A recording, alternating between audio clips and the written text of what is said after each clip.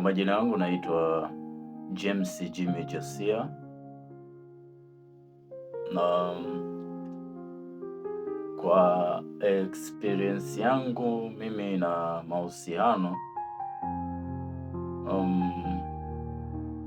kwanza siwezi kumchukia mtu ambaye nilitokea kumpenda, siwezi.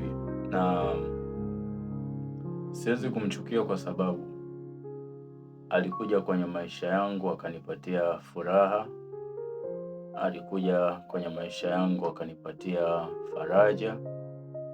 Kwa hiyo siwezi kumchukia mtu wa namna hiyo. No matter what happen, mimi na mtu huyo tumeachana vizuri au tumeachana vibaya, because huwaga naangalia muda wa mtu ambao ameinvesti kwenye maisha yangu. Ndoto za mwanaume yoyote ni kuwa na mtu ambaye ana wish watafanya kitu katika maisha yao.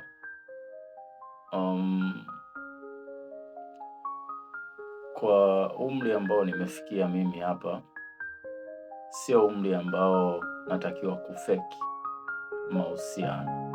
Hisia zidanganywe bro. Yaani ikitokea unampenda mtu, mpende. Kwa nini udanganye hisia zako? Hisia zidanganywe kwa sababu muda unakwenda au kusubiri. Kwa hiyo ukipata mtu sahihi, mpende. Na ukishampenda, mpende na kila kitu chake. Mpende jinsi alivyo, the way, kile ambacho kimekuvutia. Lakini pia mpende, vumilia na madhaifu yake na changamoto zake. Lakini usiogope kusema au kumwambia pale ambapo unaona mwenzio anakosea.